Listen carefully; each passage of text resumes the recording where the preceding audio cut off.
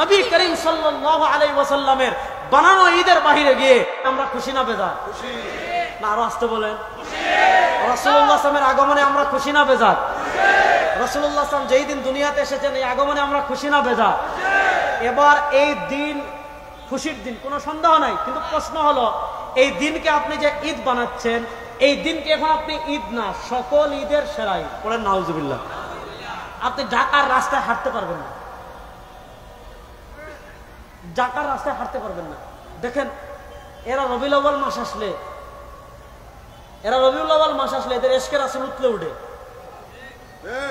কিন্তু যখন ইসলামের জন্য রক্ত দেওয়ার প্রয়োজন হয়, ইসলামের জন্য যখন রাজপথে নামার প্রয়োজন হয়, তখন ওই ভণ্ডদেরকে খুঁজে পাওয়া যায় না। আমরা দেখেছি গত 17 বছর এই ভণ্ডরা আওয়ামী লীগের দালালি করেছে, আওয়ামী লীগের দালালি করে তারা হক্কানি উলামায়ে কেরামের বিরোধিতা করেছে। তুমি যেই নামে আওয়ামী লীগের দালালি করো না কেন, এই দেশে তোমাদের বিচার হবে ইনশাআল্লাহ। কথা ভালো করে বুঝেন, যেই দেশে যেই ধর্মের মানুষ সংখ্যাগরিষ্ঠ, ওই দেশে ওই ধর্মের মানুষ তারা তাদের ধর্মীয় স্বাধীনতা পায়। কিন্তু এর বিপরীত বাংলাদেশ দেখেন, স্বাধীনতার 52 বছরে বাংলাদেশের সবচেয়ে বেশি বৈষম্যের শিকার যারা হয়েছে এরা হলো মুসলমান। ঠিক না বেঠিক? বাংলাদেশের সবচেয়ে বেশি বৈষম্যের শিকার হয়েছে কারা? আপনি দেখেন ইসলামের একটা গুরুত্বপূর্ণ শিয়ার হলো দাড়ি। দাড়ি রাখা ওয়াজিব।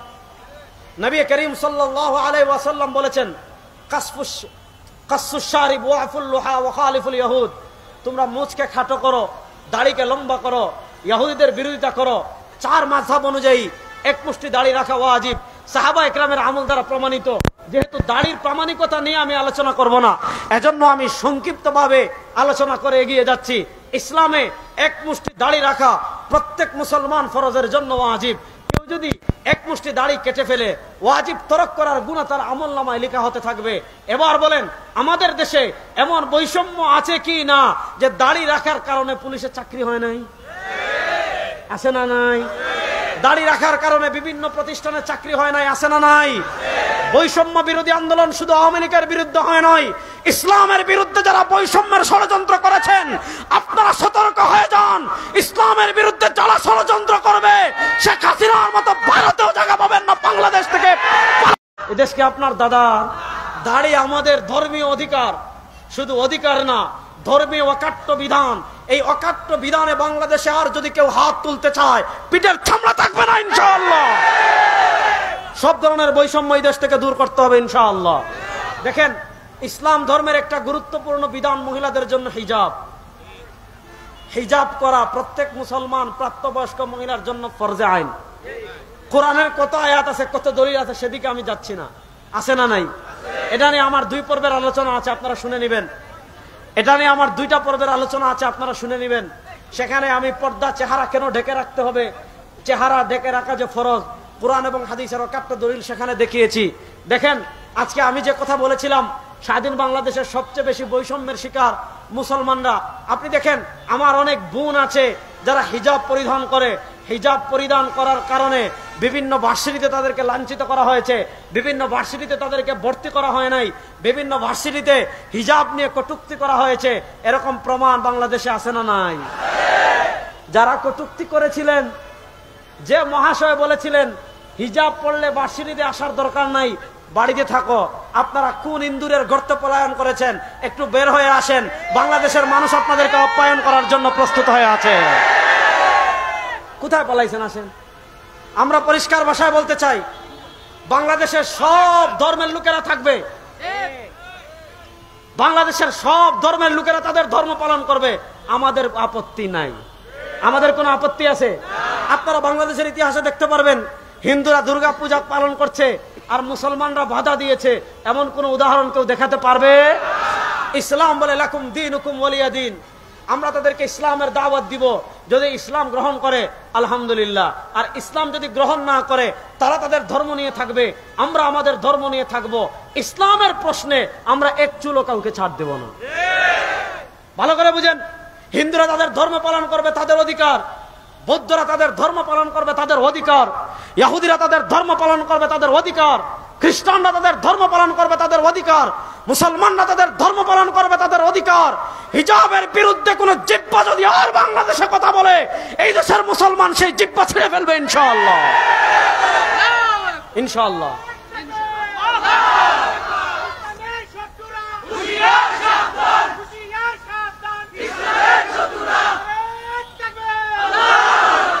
আপনারা ভালো করে বুঝেন, আজকে আমরা বৈষম্যের কথা বলি।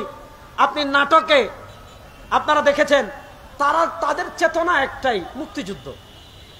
আপনি দেখেছেন নাটকে মুক্তিযুদ্ধের চেতনার কথা বলে দাড়িকে, টুপিকে, পাঞ্জাবিকে, জামাকে কটাক্ষ করা হয় নাই? আপনি দেখেন 1971 সালে রাজাকার কারা ছিল, এটা বুঝতে হইলে খুব সহজ। আপনি দেখেন 2024 সালে কারা দেশের বিরুদ্ধে অবস্থান নিয়েছে, কারা মাতৃভূমির বিরুদ্ধে অবস্থান নিয়েছে। 2024 সালে যারা রাজাকার, এদের বাপদাদারা 1971 সালের রাজাকার। হিসাব সহজ। আপনি যদি 1971 নাও পান, যেমন আমি নাও পাই, আমরা দেখি নাই, আমাদের জন্ম তো আর অনেক পরে। 1971 রাজাকার কারা ছিল কেমনে বুঝবেন? দেখেন 2024 সালে সারা দেশ যখন ঐক্যবদ্ধ হয়ে গিয়েছিল, ওই সময় কারা ভারতের দালালি করেছে, ওই সময় কারা রোর দালালি করেছে, ওই সময় কারা দাদাদের দালালি করেছে, যারা দাদাদের দেশে পলায়ন করে আশ্রয় নিয়েছে, এরাই ভারতের রাজাকার। এই ভারতীয় রাজাকারদের বিচার এই দেশে হবে ইনশাআল্লাহ। কথা ভালো করে বুঝবেন। সুতরাং সব ধরনের বৈষম্য এই বাংলাদেশ থেকে দূর হোক, এটা আমরা চাই কি চাই না? আর আমাদের আরেকটা ঈমান, যেহেতু রবিউল আউয়াল মাস আসছে, আমি মূল বিষয়ে চলে যাচ্ছি। রাসূলুল্লাহ সাল্লাল্লাহু আলাইহি ওয়াসাল্লামের মহব্বত আমাদের ঈমান। বলেন, রাসূলুল্লাহ সাল্লামের মহব্বত আমাদের ঈমান। কথা কয় না রে মুসলমান। রাসূলুল্লাহ সাল্লামের মহব্বত আমাদের ঈমান। বলেন, রাসূলুল্লাহ সাল্লামের মহব্বত আমাদের হৃদয়ে আছে না নাই? রাসূলুল্লাহ সাল্লামের আজমত আমাদের হৃদয়ে আছে না নাই? আমাদের নবী করিম সাল্লাল্লাহু আলাইহি ওয়াসাল্লামকে আমরা শুধু ভালোবাসি, ব্যাপারটা এমন না। আমরা যেমন রাসূলুল্লাহ সাল্লামকে ভালোবাসি, রাসূলুল্লাহ সাল্লাম আমাদেরকেও তার চেয়ে বেশি ভালোবাসতেন। কতটুকু ভালোবাসতেন এগুলো কত হাদিস আছে, কত হাদিস শোনাবো। আমার সময় তো কম, বুঝছেন। ইসলামী আন্দোলন আর মুজাহিদ কমিটির মাহফিলে সবচেয়ে বড় সমস্যা আমার যেটা হইলো, এরা মনে করে আপনার ভাই তো নিজেদের লোক, বা সময় কম দেয়, বুঝছেন। এটা হলো একটা মৌলিক সমস্যা। যাক, হ্যাঁ আচ্ছা, সমস্যা নাই, 10টা পর্যন্ত তো সময় কম। ভালো করে বুঝেন। আম্মাজান আয়েশা রাদিয়াল্লাহু তাআলা আনহা বলেন, এই আম্মাজান আয়েশা রাদিয়াল্লাহু তাআলা হাদিস বুঝার আগে আমাদের মৌলিক একটা আকীদা শুনেন। শুধু আমাদের আকীদা না, আকীদার যে 3টা মাযহাব রয়েছে, আশআরীদের আকীদা, মাতুরিদীদের আকীদা, আসারীদের আকীদা, এক কথায় আহলুস সুন্নাহ ওয়াল জামাতের আকীদা হলো আমাদের নবী নিষ্পাপ। বলেন, আমাদের নবী নিষ্পাপ। মুখ খুলে বলেন না, আমাদের নবী নিষ্পাপ। আরে জোরে বলেন, আমাদের নবী নিষ্পাপ। তিনি প্রাতিষ্ঠানিক নবুয়ত লাভ করার আগে যে 40 বছর ছিলেন, ওই 40 বছর তিনি কোন সগীরা গুনাহ করেন নাই। বলেন না, সগীরা গুনাহ করেন নাই। সবাই হাত তুলেন, বলেন, কোন সগীরা গুনাহ করেন নাই। কবিরা গুনাহ করার প্রশ্নই আসে না। কবিরা গুনাহ করার প্রশ্নই আসে না। এজন্য আমাদের আকীদা, আমাদের নবী নিষ্পাপ। বলেন, আমাদের আকীদা, আমাদের নবী নিষ্পাপ। যেই নবী নিষ্পাপই শুধু না, আল্লাহ বলেন, আলাম নাশরাহ লাকা সাদরাক ওয়া ওয়াযা'না আনকা বিজরাক আল্লাযী আনকাযা যাহরাক ওয়া রাফা'না লাকা যিকরাক। আল্লাহ বলেন, ও আমার হাবিব, আপনি শুধু নিষ্পাপই না, আপনার সম্মান যাত্রাবাড়ির লোকজন বাড়ানো লাগবে না, আপনার সম্মান বাংলাদেশের মানুষ বাড়ানো লাগবে না, আপনার সম্মান দুনিয়ার কেউ বাড়ানো লাগবে না। আল্লাহ বলেন, ওয়া রাফা'না লাকা যিকরাক, হাবিব আপনার আলোচনা, আপনার সম্মান আমি আল্লাহ বাড়িয়ে দিয়েছি। কতটুকু বাড়িয়েছেন? ইদা যুকিরতু যুকিরতা মাই, ইদা যুকিরতু যুকিরতা মাই, ইদা যুকিরতু যুকিরতা মাই।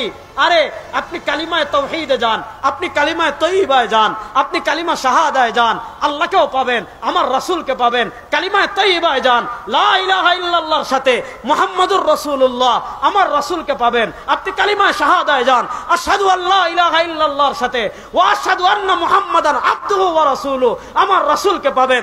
আপনি কবরে যান, মান রাব্বুকা, আল্লাহকে পাবেন। ওমান হাযার রাজুলুল্লাযী বুইসা ফীকুম, আমার রাসূলকে পাবেন। আপনি জান্নাতে যান, আমার রাসূলকে পাবেন। আমার রাসূল নাই এমন কোন জায়গা নাই।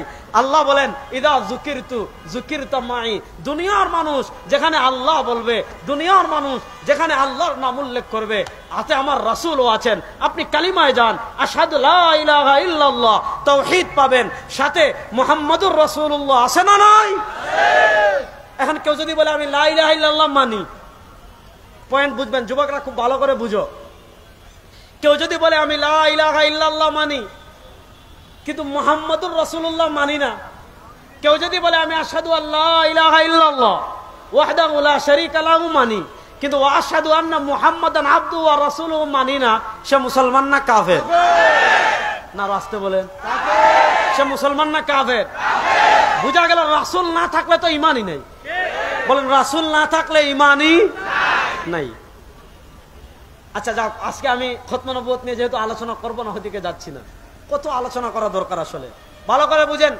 আমাদের নবী করিম ইসলাম নিষ্পাপ, আমাদের নবী করিম ইসলামের সম্মান আল্লাহ বাড়িয়েছেন। সেই নবী কেমনে থাকতেন জানেন? ইমাম তিরমিজি রাহিমাহুল্লাহ শামাইলুল মুহাম্মাদিয়াতে হাদিস এনেছেন। নবী করিম ইসলামের একটা চরিত্র ছিল, কানা রাসূলুল্লাহ সাল্লাল্লাহু আলাইহি ওয়াসাল্লাম তাবিল আস-সামতি দাইমাল ফিকরি। আল্লাহ নবী সাল্লাল্লাহু আলাইহি ওয়াসাল্লাম কথা কম বলতেন, চিন্তা করতেন বেশি। প্রশ্ন হলো যেই নবী নিষ্পাপ, প্রশ্ন হলো যেই নবী ইমামুল আম্বিয়া, আল্লাহ নবী বলেন আলা সাইয়্যিদু ওয়ালাদি আদম, বুখারী শরীফে হাদিস আসছে আনা সাইয়্যিদু ওয়ালাদি আদম লা ফখর, আনা ইমামুল আম্বিয়া লা ফখর। নবী করিম সাল্লাল্লাহু আলাইহি ওয়াসাল্লাম বলেন আমার পরিচয় জানো, কিয়ামতের দিন আদম থেকে নিয়ে সব মানুষ উঠবে, সেই দিন নেতা হব আমি। আনা ইমামুল আম্বিয়া লা ফখর, সব নবীদের ইমাম আমি, সব নবীদের নেতা আমি, আমার কোনো অহংকার নাই। তো সেই নবী কথা বলতেন কম, চিন্তা করতেন বেশি। প্রশ্ন হলো যেই নবী এত দামি, যেই নবীর এত মর্যাদা, যেই নবীর সম্মান বলতে গেলে অনেক লম্বা, সেই নবী চিন্তা করতেন কেন বেশি?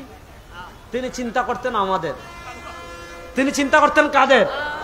হযরত ইমাম বাজ্জার রাহিমাহুল্লাহ মুসনাদে বাজ্জারে হাদিস এনেছেন।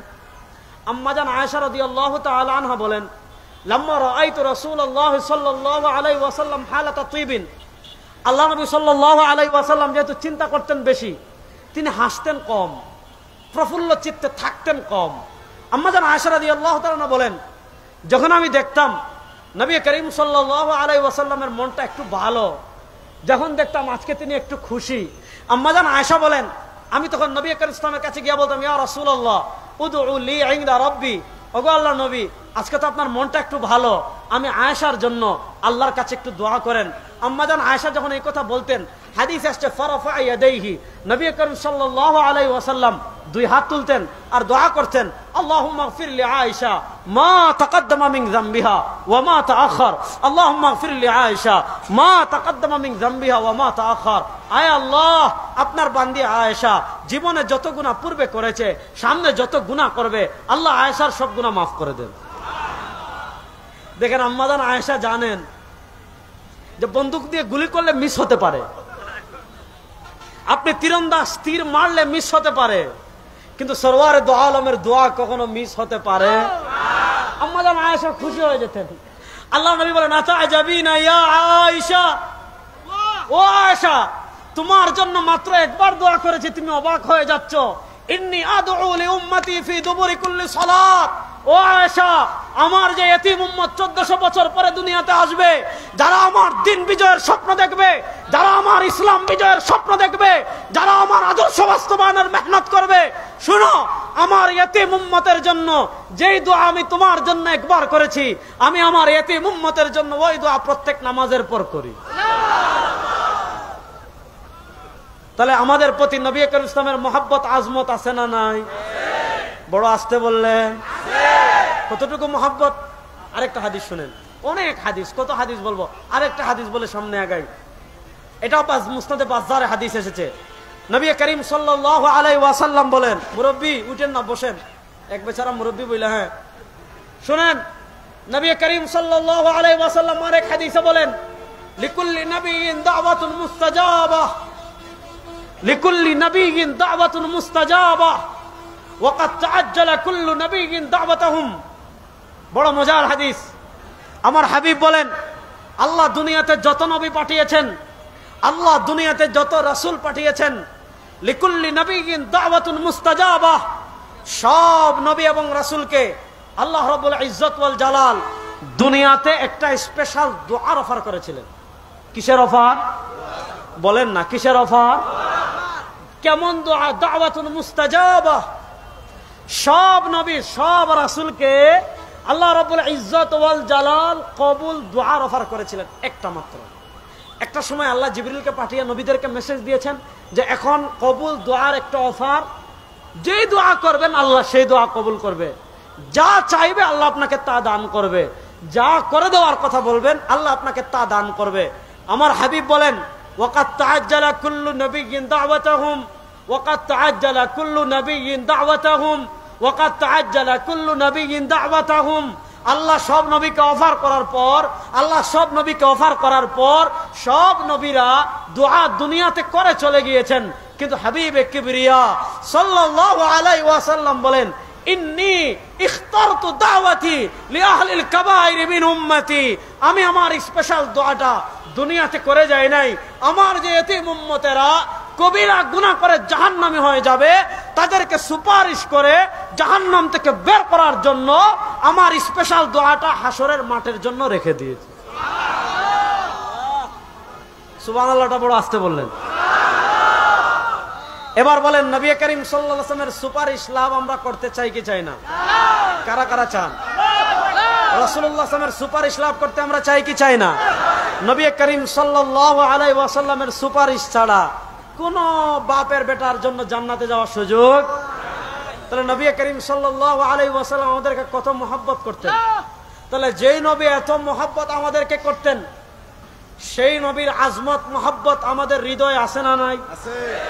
বড় আস্তে কইলেন। সেই নবীর আজমত মহব্বত আমাদের হৃদয়ে আছে না নাই?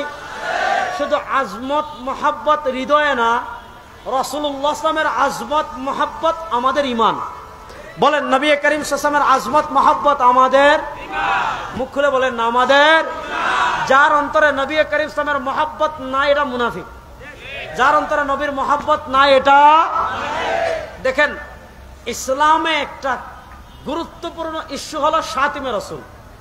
খুব ভালো করে বুঝবেন, ইসলামের বিধান হলো কেউ যদি রাসূলুল্লাহ সাল্লাল্লাহু আলাইহি ওয়াসাল্লামকে নিয়ে কটূক্তি করে, রাসূলুল্লাহ সাল্লামকে নিয়ে শুধু কটূক্তি না, ইমাম কারদারি রাহিমাহুল্লাহ উনি ফতোয়া বাজ্জাজিয়াতে লিখেছেন, ইবনে তাইমিয়া রাহিমাহুল্লাহ সারিমুল মাসদুলে লিখেছেন, এরপর আপনার ইমাম ইবনে আবিদিন শামী রাহিমাহুল্লাহ উনিও লিখেছেন যে নবী করিম সাল্লাল্লাহু আলাইহি ওয়াসাল্লামের চরিত্র নিয়ে না, নবী করিম সাল্লাল্লাহু আলাইহি ওয়াসাল্লামের কোনো বিষয় নিয়ে না, আল্লাহ নবী সাল্লাল্লাহু আলাইহি ওয়াসাল্লামের ব্যাপারে কেউ যদি এই কথা বলে যে কানা রাসূলুল্লাহ সাল্লাল্লাহু আলাইহি ওয়াসাল্লাম তাবিল আয-যাফরি ইউরিদু ইস্তিখফাফাহু, কেউ যদি এই কথা বলে যে নবী করিম সাল্লাল্লাহু আলাইহি ওয়াসাল্লামের নখ লম্বা ছিল, এই কথা কেন বলেছে?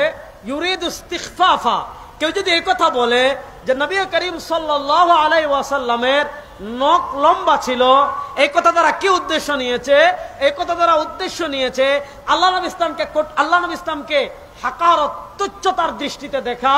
যদি কেউ আল্লাহ নবী ইসলামের ব্যাপারে কটূক্তি বা নবীর সম্মান খাটো করার জন্য এই কথা বলে যে আল্লাহ নবী ইসলামের নখ লম্বা ছিল, এই কথা বলতে দেরি, সে মুরতাদ হতে দেরি না।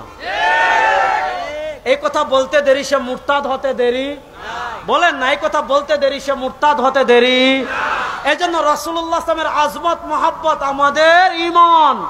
শুনেন, আপনি নাস্তিক হয়ে থাকেন আমাদের সমস্যা নাই, আপনি আল্লাহ না মানেন আমাদের সমস্যা নাই, আপনি ফেরেশতা না মানেন আমাদের সমস্যা নাই, আপনি নবীর নবুয়ত মানেন না মানেন আপনার সমস্যা নাই, কিন্তু যদি আপনি আমার নবীর শান মানে আঘাত করেন, বাংলাদেশের মানুষ আপনাদেরকে জীবন্ত কবর দিয়ে দিবে।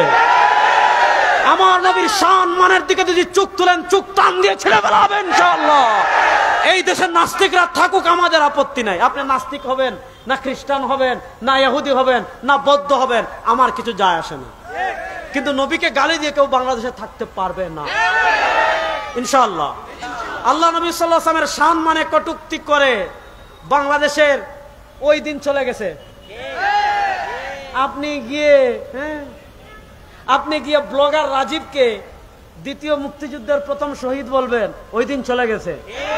আপনি নাস্তিক হয়ে থাকেন, আমাদের আপত্তি নাই, কিন্তু খবরদার এই নতুন বাংলাদেশে রাসূলুল্লাহ সাল্লামের আরে ভাই রসলামের সম্মান বাদ দেন, আল্লাহ নবী ইসলাম দুনিয়া থেকে চলে গিয়েছেন 11 হিজরিতে, আর আজকে 1446 হিজরি রবিউল আউয়াল। খুব মনোযোগ দিয়ে বুঝেন, পৃথিবীতে এমন একজন মহামানব দেখান যে তিনি দুনিয়া থেকে 1400 বছর আগে গিয়েছেন। আমার নবী দুনিয়া থেকে বিদায় নিয়েছেন 1400 বছর আগে। 1435 বছর পরে আল্লাহ নবী ইসলামের শুধু সম্মান না, আল্লাহ নবী ইসলামের একটা চুল মুবারকের ইজ্জতের হেফাজতের জন্য, আল্লাহ নবী ইসলামের একটা দাড়ি মুবারকের ইজ্জতের হেফাজতের জন্য লক্ষ লক্ষ মুসলমান তাদের জীবন দিতে এখনো প্রস্তুত। ইনশাআল্লাহ প্রস্তুত আছেন না? না ইনশাআল্লাহ। সুতরাং আমরা সবকিছু সহ্য করব, নবীর অপমান এই বাংলায় আর সহ্য হবে না ইনশাআল্লাহ। তাহলে নবীর মহব্বত আমাদের ঈমান। বলেন নবীর মহব্বত আমাদের। এবার বলেন নবী করিম ইসলামের মহব্বত আমাদের হৃদয়ে আসে না নাই? দেখেন এমন বহু মুসলমান পাবেন নামাজ পড়ে না, রোজা রাখে না, হজ করে না, যাকাত দেয় না, রাসূলুল্লাহ সাল্লাল্লাহু আলাইহি ওয়াসাল্লামের যে ইসলাম নিয়ে এসেছেন ইসলামের কিছুই সে মানে না, শুধু কালেমাটাও পড়েছে, কিন্তু তার অন্তরেও রাসূলের মহব্বত আছে, তার সামনে কেউ রাসূলকে গালি দিয়ে যাইতে পারে না। রাসূলের মহব্বত আমাদের হৃদয়ে আছে না নাই? কেন থাকবে না? সেই নবী কত মায়ার নবী আমাদের। নবী বলেন আমার ইসলাম তোদের কাছে রেখে যাচ্ছি, বুখারীর হাদিস, চিন্তা করিস না।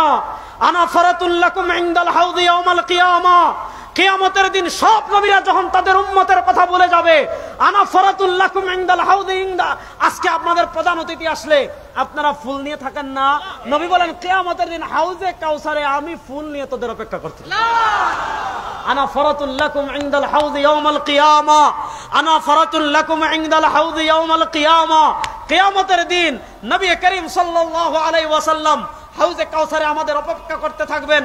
সেই হাউজে কাউসার আল্লাহ স্পেশাল আমাদেরকেই দান করেছেন। ও আদাদু কুবিহি মিসলু আদাদিন নুজুম, আসমানে যত তারকা রয়েছে তারকা সমপরিমাণ পাত্র আল্লাহ হাউজে কাউসারে আমাদের জন্য সাজিয়ে রেখেছেন। আমার নবী নিজের হাতে পানি আমাদেরকে পান করেন। নবীর হাতে হাউজে কাউসারের পানি পান করার জন্য আমরা চাই কি চাই না? আল্লাহ আমাদের সবাইকে নবীর হাতে হাউজে কাউসারের পানি পান করার তো। এবার বুঝেন তাহলে নবীর মহব্বত আমাদের হৃদয়ে আছে না নাই? এবার বুঝেন নবীর মহব্বত কেমনে প্রকাশ করবেন? নবীর মহব্বত আপনি মনে করেন শনির আকার যত মিষ্টি আছে, আপনি 12 রবিউল আউয়াল সব মিষ্টি খেয়ে ফেললেন, এটার সাথে নবীর মহব্বতের কোনো সম্পর্ক আছে? কথা বুঝেন। আপনি মনে করেন এই এলাকায় শনির আকার গরুর হাট তো নাই, ঈদের সময় হয়, এইদিকে গরুর হাট থেকে 10-12টা গরু কিনে এনেছেন, গরু কিনে এনে জবাই করে ভালো কয়েকটা বিরিয়ানি রান্না করেছেন, এই বিরিয়ানি রান্না করে দুমদাম করে খেলেন, খাওয়ালেন, এগুলোর সাথে নবীর মহব্বতের কোনো সম্পর্ক আছে? শুনেন, নবীর মহব্বত আপনি প্রকাশ করতে হবে ইতাআতুর রাসূল তথা নবী করিম সাল্লাল্লাহু আলাইহি ওয়াসাল্লামের আনুগত্যের মাধ্যমে। নবীর আনুগত্য কেমনে করবে এটা একটা স্বতন্ত্র টপিক, ওই টপিকে সময় কম, আপনি যাচ্ছেন না। এবার বুঝেন নবী করিম সাল্লাল্লাহু আলাইহি ওয়াসাল্লাম দুনিয়াতে এসেছেন, এতে আমরা খুশি না বেজার?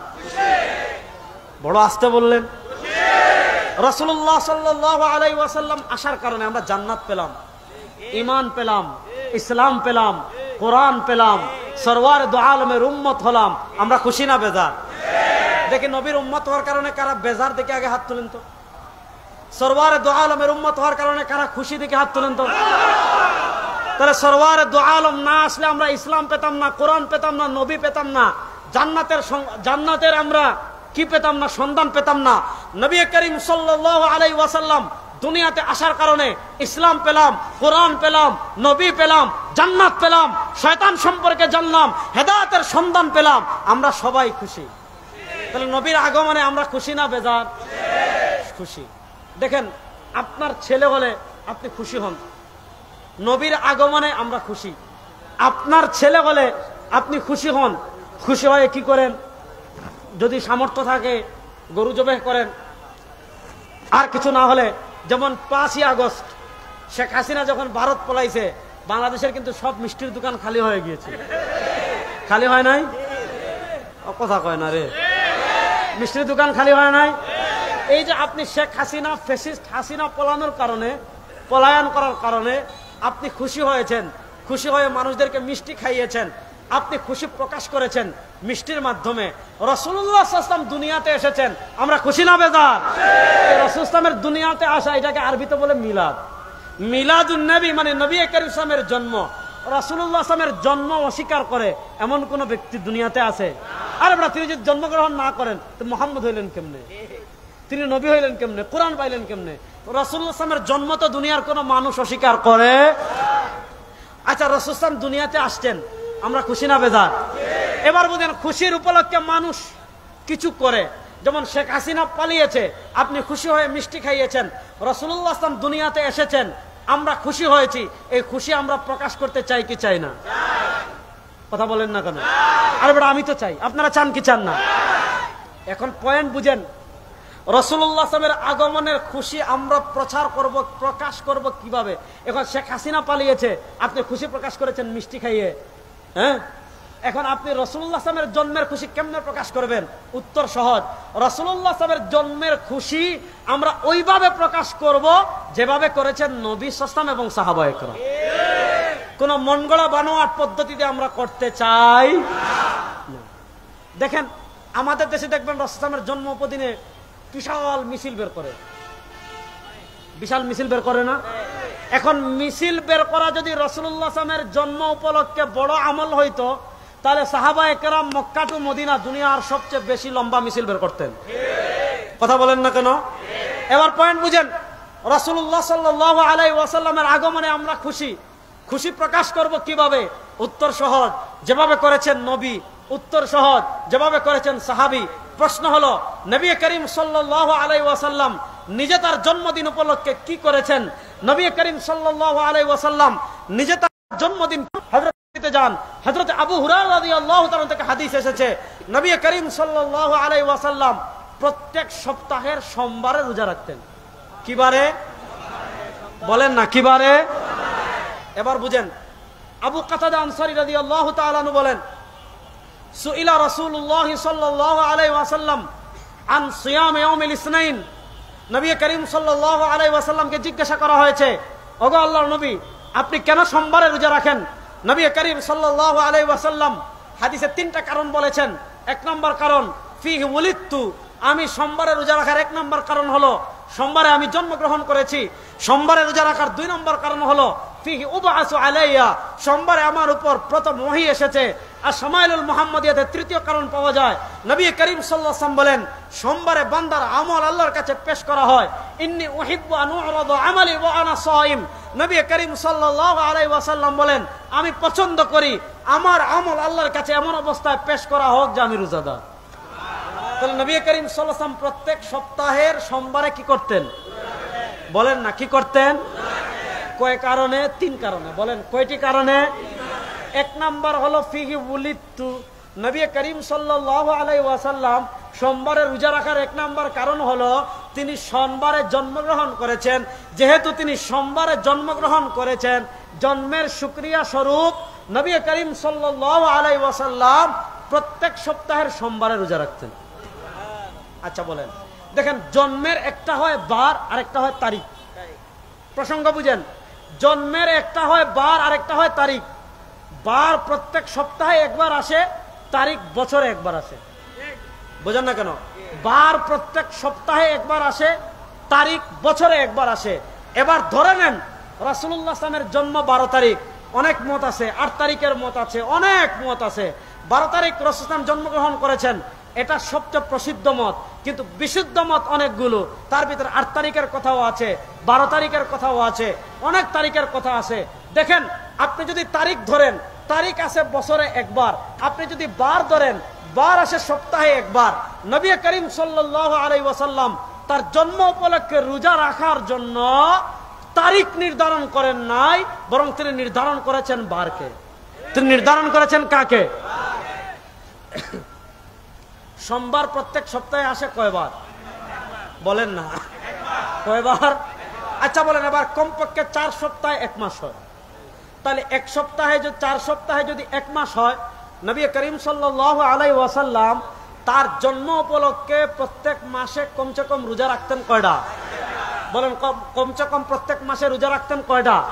4টা। এবার আসেন, কয় মাসে 1 বছর হয়?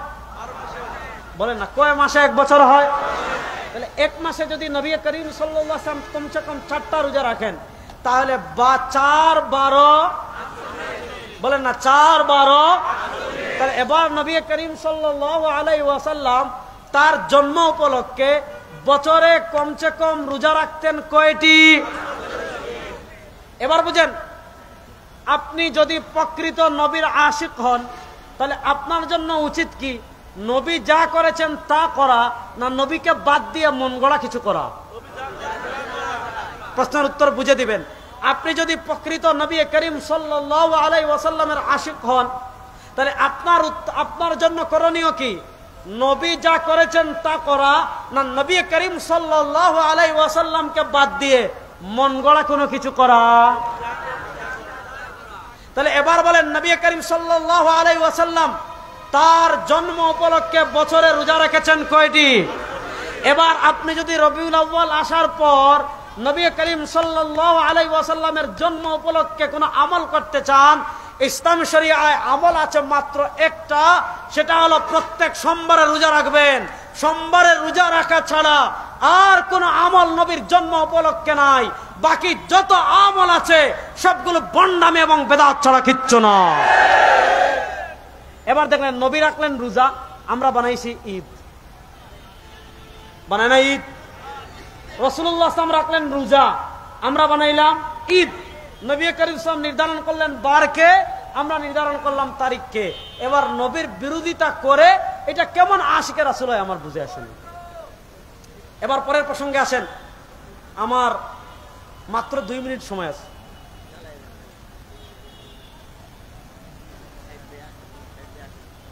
তো আসে না তো আমার দৃষ্টি, আমাকে বলছেন 10টা, আমি 10টায় শেষ না, আসলে এটা আপনারা দেখবেন, ভালো করে বুঝেন। এবার আমাদের দেশে দেখবেন রবিউল আউয়াল আসলে আগে ছিল ঈদ, এখন হয়েছে সাইয়্যিদুল আয়াদ, সকল ঈদের সেরা ঈদ। পড়েন নাউজুবিল্লাহ। আচ্ছা বলেন, আজকে শনিবার শুরু হলো, শনিবার কি ঈদ হয়? রবিবার কি ঈদ হয়? একটা জিনিস ভালো করে বুঝবেন, যেহেতু শিক্ষিত সমাজ আছেন, ভালো করে বুঝবেন কোন দিন ঈদ হবে, কোন দিন ঈদ হবে না। পয়েন্ট ভালো করে বুঝবেন, কোন দিন ঈদ হবে, কোন দিন ঈদ হবে না, এটা নির্ধারণ করার অথরিটি উম্মার নাই। উম্মার আছে? আচ্ছা, আপনি মন চাইলে, যেমন মনে করেন 5 তারিখ ফ্যাসিস্ট আওয়ামী লীগের পতন হয়েছে, কথা বুঝেন, 5 তারিখ ফ্যাসিস্ট আওয়ামী লীগের পতন হয়েছে, সারা বাংলাদেশের মানুষ খুশি। এখন আপনি চাইলেই কি 5 আগস্টে ঈদ বানাতে পারবেন? শুনেন, আগে মূলনীতিটা বুঝেন, কোন দিন ঈদ হবে, কোন দিন ঈদ হবে না, এইটা ইজতেহাদি না। অর্থাৎ আপনি চাইলেই নিজে কিয়াস করে, নিজে যুক্তি দিয়ে কোন দিনকে ঈদ বানাতে পারবেন না। কোন দিন ঈদ হবে, কোন দিন ঈদ হবে না, এটা নির্ধারণ করবেন সরওয়ারে দু আলম জনাবে মুহাম্মদুর রাসূলুল্লাহ নবী করিম সাল্লাল্লাহু আলাইহি ওয়াসাল্লাম। যেই দিনগুলোকে ঈদ বানাননি, ওই দিনকে ঈদ বানানোর ক্ষমতা কোনো ব্যক্তির বলেন না, কোনো ব্যক্তির বলবেন কোথায় আছে? ভালো করে বুঝেন, রাসূলুল্লাহ সাল্লাল্লাহু আলাইহি ওয়াসাল্লাম আমাদেরকে ঈদ কয়টা দিয়েছেন? 1 নম্বর দেখেন ঈদুল ফিতর, শাওয়াল মাসের 1 তারিখ। আরেকটা দিয়েছেন ঈদুল আযহা, জিলহজ মাসের 10 তারিখ। এটা হলো 2টা পারিভাষিক ঈদ। আর শাব্দিক ঈদ হাদিসে 2টা পাওয়া যায়, জুমার দিন সাপ্তাহিক ঈদ, আরাফার দিন ঈদ। এই হাদিসে এই 4টা ঈদ পাওয়া যায়, 2টা ঈদ শাব্দিক ঈদ, 2টা ঈদ পারিভাষিক ঈদ। এই 4টা ঈদের হাদিসের ভিতর পাওয়া যায়। আপনি ইসলামের ইতিহাসে দেখবেন রাসূলুল্লাহ সাল্লাল্লাহু আলাইহি ওয়াসাল্লাম যে 4 ঈদ বানিয়েছেন, এই 4 দিনের বাহিরে গিয়ে কোন দিনকে কোন ইমাম, কোন সাহাবী, কোন তাবিঈ, কোন তবে তাবিঈ, কোন আইম্মায়ে মুজতাহিদিন ঈদ বানান। এবার প্রশ্ন ভালো করে বুঝেন, নবী করিম সাল্লাল্লাহু আলাইহি ওয়াসাল্লাম যে কয়েকটা দিনকে ঈদ বানিয়েছেন, এর বাহিরে কোন দিনকে আমরা ঈদ বানাতে পারবো কি না? কথা বুঝেন, এটার জবাব আপনি আমার থেকে নিলে হবে না। আমি যদি বলি না, তাহলে আপনি নাও মানতে পারেন। আমি যদি বলেন পারবেন না, আপনি নাও মানতে পারেন। তাহলে কেমনে করবেন?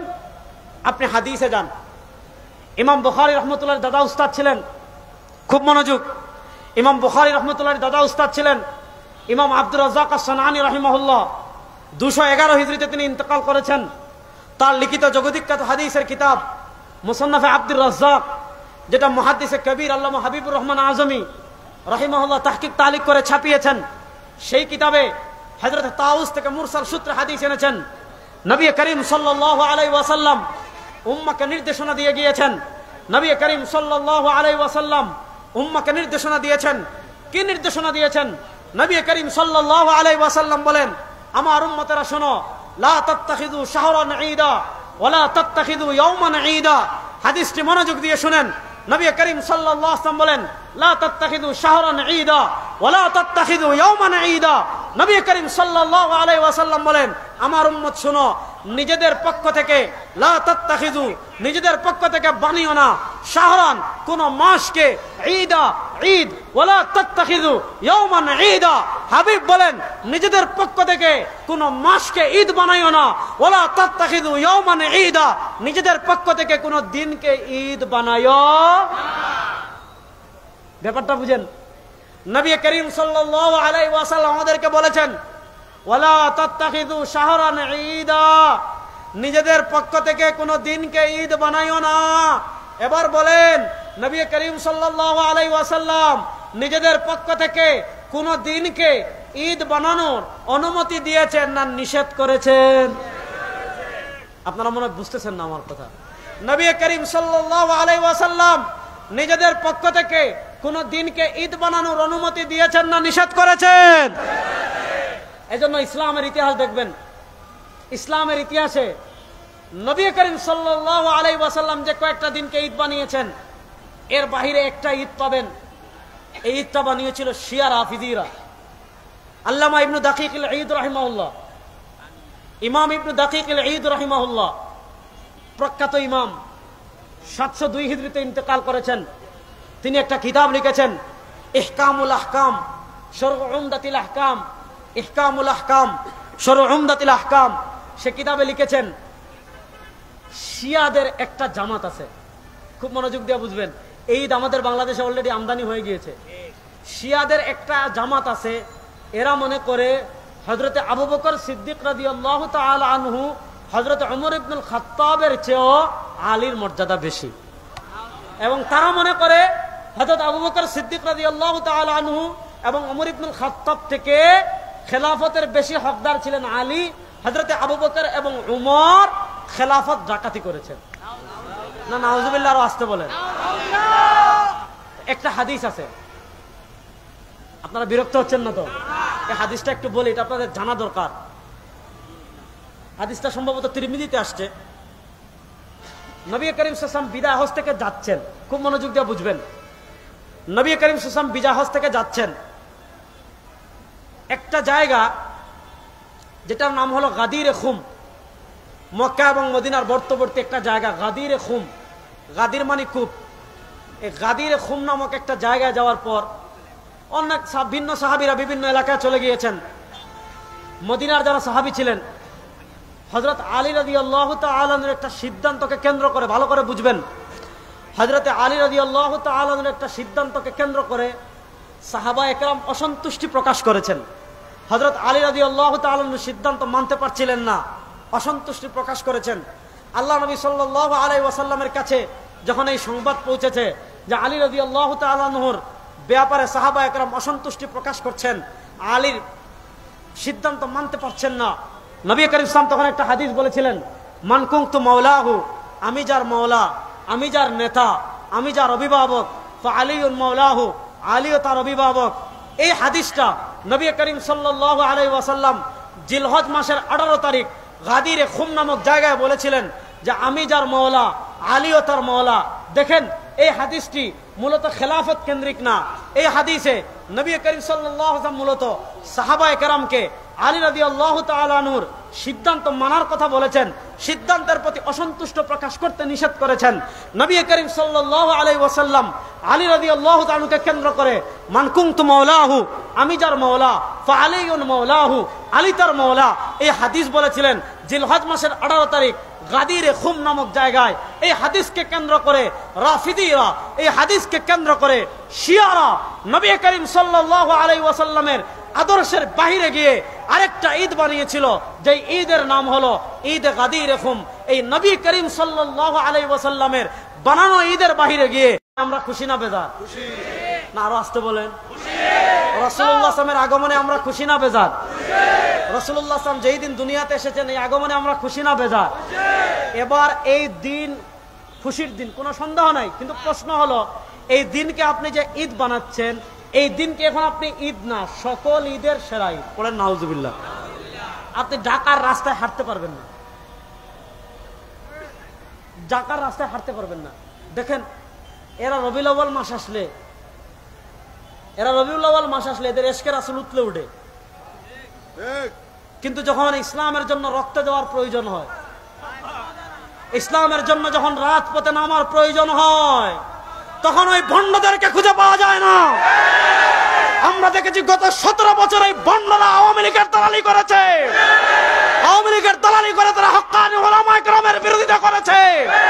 তুমি যেই নামে আওয়ামী লীগের দালালি করো না কেন, এই দেশে তোমাদের বিচার হবে ইনশাআল্লাহ। কথা ভালো করে বুঝেন।